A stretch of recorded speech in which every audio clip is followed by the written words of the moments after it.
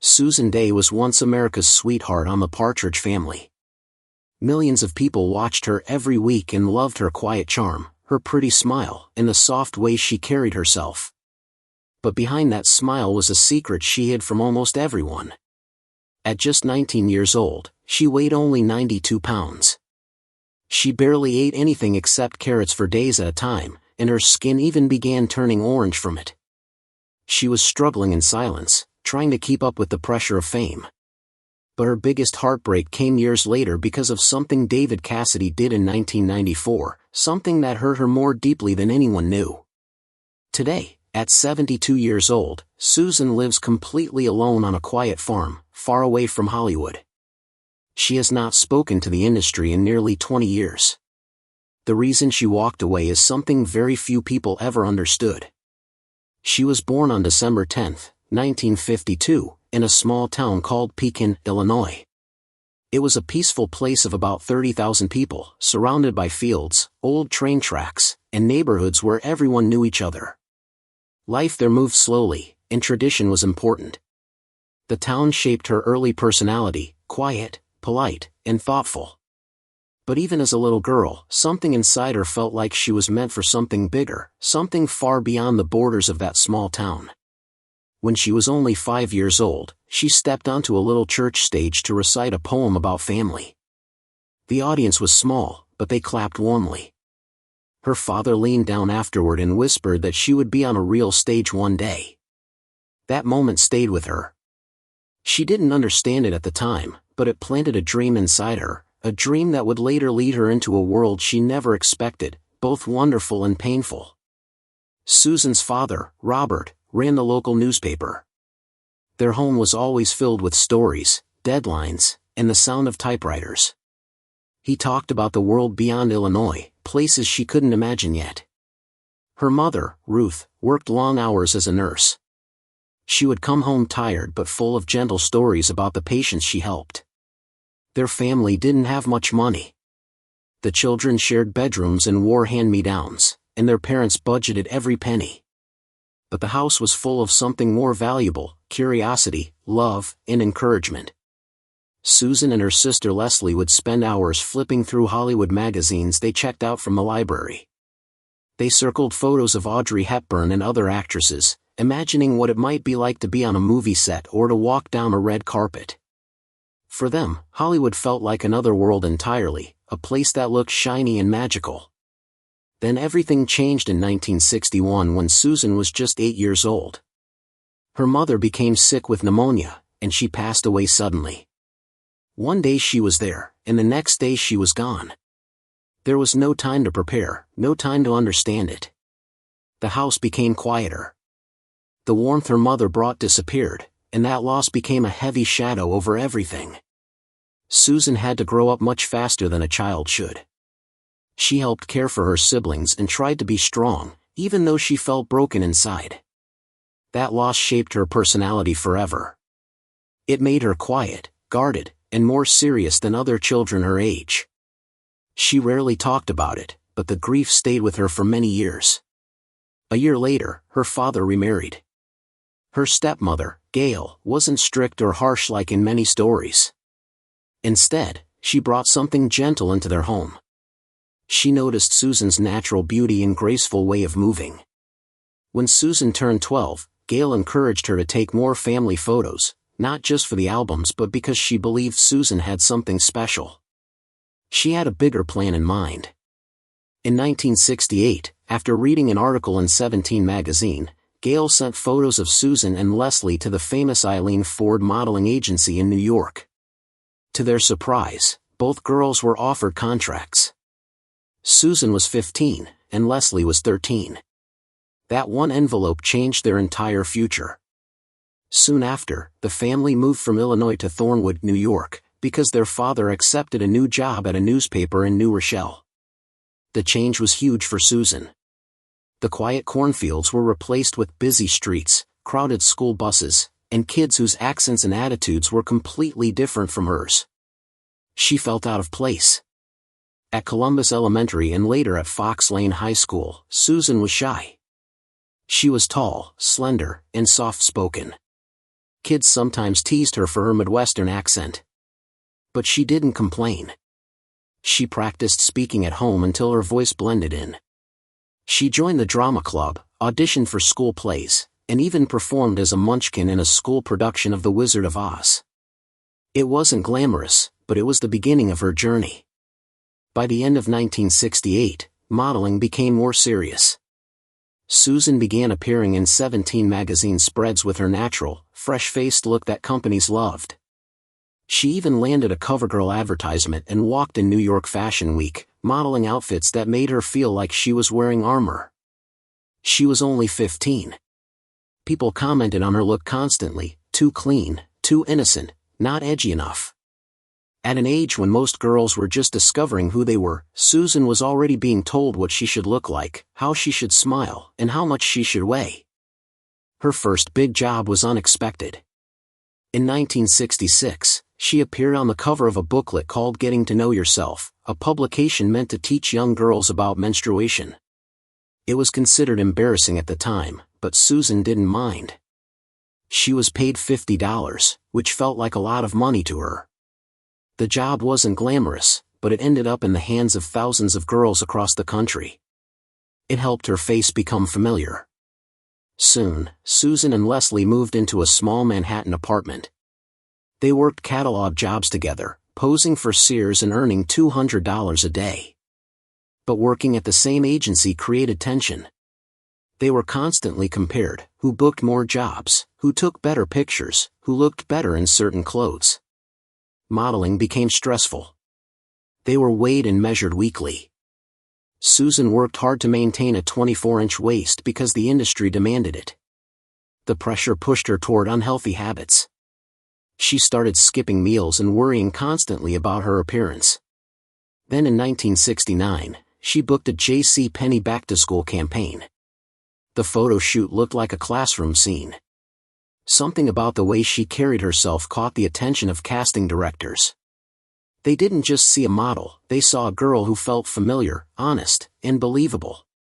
They wanted that for television. That ad opened the door to her next chapter. At 17 years old, with no acting experience and no formal training, Susan auditioned for a brand new family sitcom. Over 300 girls wanted the part, but Susan walked into the room with quiet confidence. She walked out with a 7-year contract and a $1,000 per episode salary. She left high school, packed her bags, and flew to Los Angeles to film the pilot. When the Partridge Family premiered in September 1970, it became an instant hit. 16 million people watched. Overnight, Susan went from unknown teenager to national sensation. Her character, Laurie Partridge, wasn't meant to be anything extraordinary, but Susan's gentle intensity made her stand out. By the end of the first season, she received over 8,000 fan letters a week. Teen boys wrote her poems. Grown men proposed. Girls copied her hairstyle. She appeared in magazines everywhere. But her image was tightly controlled. She was told to smile politely, give G-rated interviews, and never say anything too personal. Everything had to be perfect. Meanwhile, Susan was falling apart. She ate almost nothing, terrified of gaining weight. She dropped to 92 pounds. She felt scared to be seen, scared to look imperfect, scared to disappoint anyone. No one outside the set realized how much she was struggling. Life on set wasn't always easy either. Her young co-star Danny Bonaduce liked to play pranks, but sometimes they were cruel. Once, he hid pages from her script so she couldn't find her lines. Susan panicked, frozen in embarrassment. She was still learning to act and didn't want to look unprofessional. A producer finally stepped in and gave her vocal coaching, helping her build confidence in both singing and acting. But every day still felt like walking a tightrope. In season 2, her character started playing the bass guitar. Many shows would have faked it, but not the Partridge Family. Producer Bob Claver hired Jerry Goldstein, a skilled musician, to teach Susan how to play. She practiced 4 hours a day. Her fingers blistered, her hands ached, but she kept going. Her dedication paid off. Critics said her scenes looked incredibly real. Susan never bragged about it, but it was one of her quiet victories. In 1971, she filmed a guest appearance on The Odd Couple. She was exhausted from shooting the Partridge Family all day, but she delivered a performance so natural and sharp that even Jack Klugman praised her.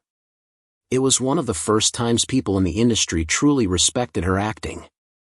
By 1972, she was earning $2,000 per episode. She bought a small house in Encino, but it didn't feel like a home. She barely had a personal life. She studied for her GED in limos and trailers. She didn't attend prom, didn't go to dances, and didn't experience a normal teenage life. Her house became a place to memorize lines, not a place to live. Then came the episode that changed everything, The Last of Howard, which aired in February 1972. In it, Laurie falls for someone who doesn't love her back. Susan performed the scenes with real emotion. Her sadness felt genuine because it was. Critics suddenly praised her acting, saying she had matured overnight. Emmy buzz began, and the show's ratings climbed. But this success also created emotional complications. At the Emmy Awards, she walked the red carpet with David Cassidy. Fans screamed and gossip magazines exploded with rumors that they were secretly dating. What people didn't know was that Susan truly did have feelings for David. But the network forced them to act like siblings, telling them to keep their relationship clean, simple, and innocent for the cameras. She felt trapped, unable to express her real emotions, unable to be honest even about something as simple as who she cared about. This emotional mix, pressure, heartbreak, fear, and fame, slowly took its toll on her. Susan Dey was once America's favorite girl next door. When she played Laurie Partridge on the Partridge Family, millions of people watched her every week. On screen she looked happy, confident, and effortless, but behind her smile was a young girl fighting battles that nobody around her truly understood. At only 19 years old, she weighed just 92 pounds. Her entire diet was carrots and water because she believed it would help her stay thin like the famous model Twiggy. The pressure of being perfect weighed heavier on her than anyone knew. Her skin turned orange from all the carrots, her clothes hung loose on her body, and her energy dropped so low that even simple tasks became exhausting. But none of this was seen by the cheering fans at home. What they saw was Laurie Partridge, bright, warm, and lovable. Behind the scenes something else was happening too, something that would affect Susan for decades. Her complicated feelings for her co-star David Cassidy would eventually lead to one of the biggest heartbreaks of her life. And in 1994, when David published a memoir, he revealed private details about the two of them that Susan believed should have remained secret. That betrayal broke whatever was left of their connection. Today at 72 years old, Susan lives alone on a small farm far from Hollywood. She hasn't spoken to most people from the industry in over 20 years. The story of what pushed her away is heartbreaking. Susan was born on December 10, 1952, in the quiet Midwestern city of Pekin, Illinois. The place was small, peaceful, and traditional, surrounded by cornfields and railroad tracks. Her childhood was simple. She grew up with shared bedrooms, hand-me-down clothes, and a lot of budgeting. Her father, Robert, worked at the local newspaper, filling their home with stories about writers, deadlines, and events happening far beyond their little town. Her mother, Ruth, worked long hours as a nurse, often coming home tired but still full of warmth. Their house wasn't fancy, but it was filled with love, curiosity, and encouragement. When Susan was around 5 years old, she stepped onto a small church stage to recite a poem about family. The applause was soft, but it was enough to spark something inside her. Her father leaned over afterward and told her that one day she would stand on a real stage. She didn't fully understand what he meant at the time, but the moment stayed with her. She and her sister Leslie loved looking through Hollywood magazines from the local library. They circled pictures of stars like Audrey Hepburn and dreamed of being part of something bigger. But life changed suddenly in 1961 when Susan was only 8. Her mother died from pneumonia, and the loss hit her like a storm. One day her mother was there, and the next she was gone. The house felt emptier, and Susan had to grow up quickly. She helped take care of her younger siblings and tried to remain strong, but the grief shaped her for years. She learned how to stay quiet, how to hide her feelings, and how to depend on herself. A year later, her father remarried a woman named Gail. Instead of being strict or distant, Gail encouraged Susan. She saw something special in her: beauty, poise, and a spark that others sometimes overlooked. When Susan turned 12, Gail began taking more pictures of her and Leslie, not just for family albums but with something bigger in mind. In 1968, after reading an article in 17 magazine, Gail mailed photos of Susan and Leslie to the famous Eileen Ford modeling agency in New York. To everyone's surprise, both girls were signed. Susan was 15 and Leslie was 13. That one envelope changed their entire future. The move from Illinois to Thornwood, New York, was a complete shift. Gone were the cornfields and quiet afternoons. The new town had crowded buses, busy stores, and accents she wasn't used to. At school, Susan was teased for her Midwestern way of speaking, so she practiced speech exercises until her voice sounded more like everyone else's. She joined drama club, appeared in school plays, and found comfort on stage where she could pretend to be someone else. By the end of 1968, modeling had become more than a possibility, it was a real job. She appeared in 17 magazine and was chosen for a CoverGirl advertisement. She even walked in New York Fashion Week, wearing heavy wool suits and trying to appear older and more confident than she felt. But modeling also brought its own pressures. She and Leslie shared a tiny apartment in Manhattan while booking jobs, posing for catalogs, and constantly being compared to one another. Who booked more work? Who looked better? Who was more photogenic? That constant comparison slowly chipped away at their relationship. Modeling wasn't easy. Every week they were weighed, measured, judged, and criticized. Susan kept her waist at 24 inches because that's what the industry demanded. The pressure got inside her head. She often skipped meals. People praised how perfect she looked in photos, but they didn't know the cost behind that perfection. Everything changed in 1969 when Susan booked a back-to-school campaign for JCPenney. The photo shoot was simple, just school desks, chalkboards, lockers, but something about her stood out. TV casting directors noticed her natural, down-to-earth presence. She wasn't like other models. She felt real. That caught their attention. Soon after, Susan's agent sent her to audition for a new TV sitcom called The Partridge Family. More than 300 girls wanted the part. Susan had no acting experience, no training, and barely understood what a close-up was. But she walked into the room quiet, sincere, and gentle, and walked out with a 7-year contract paying $1,000 per episode. She didn't even finish high school.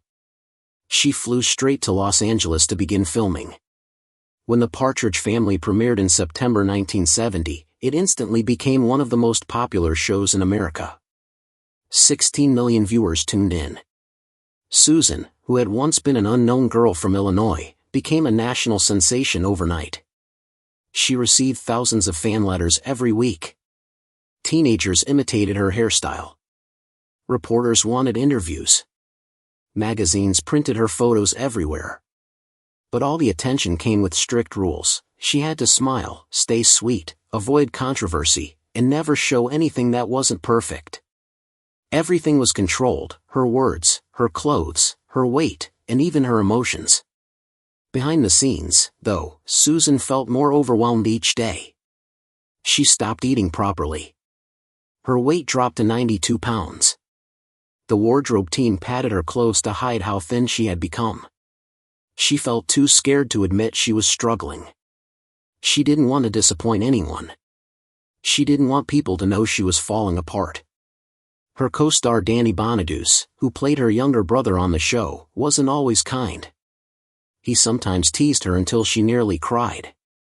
He once hid her script pages during a table read just to watch her panic. She was learning to act, trying to stay confident, and fighting her private battles, all at the same time. Producers eventually noticed how fragile she had become. When her pulse dropped dangerously low, they gave her 2 weeks off. It was the first time anyone paused the fast Hollywood schedule for her. At the same time, something else was happening that would hurt her even more deeply. Susan had fallen in love with David Cassidy. She kept her feelings secret because the network wanted them to appear like siblings, not a couple. But in Hawaii in 1973, she finally gathered the courage to tell him how she felt. David listened kindly but told her he did not feel the same way. She was heartbroken, but she tried to hide it. She kept acting beside him, smiling on camera while hurting inside. A year later, after the show ended, they reconnected at a party. They shared memories and laughter, and they ended up spending the night together. Susan believed it meant something. She thought maybe things had changed. But later she found out that David told friends he slept with her only out of pity and that he always saw her like a sister. When this private information spread around Hollywood, Susan felt humiliated and betrayed. She never spoke to him about it again. 2 decades later, in 1994, David Cassidy released his memoir Come On, Get Happy. In it, he wrote about that night with Susan and revealed personal details she had hoped would stay private forever. He described her as naive and eager. Reading those words made Susan feel sick. She said it felt like he had stolen her story and twisted it into entertainment. After that, she refused to attend reunions or do interviews about the show. She erased him from her life. During these years, Susan was working hard to prove she was more than a teen icon. She acted in films like Skyjacked alongside Charlton Heston. The movie was stressful to film, with real turbulence and dangerous moments during mid-air scenes. The fear she felt during filming stayed with her for life. In 1977 she shocked audiences with her performance in Mary Jane Harper Cried Last Night, where she played a fragile and abusive young mother. Some scenes were so intense that viewers were left shaken.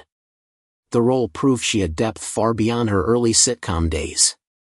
Then in 1978 she pushed back against her sweet girl image again by appearing in the film First Love and later doing a nude photo shoot for Playboy. It was her way of taking control of her own identity after years of being shaped by others. Even as her career grew, the emotional pain from David's betrayal remained. It wasn't until she worked on LA Law in the 1990s that she found a place where she felt respected again.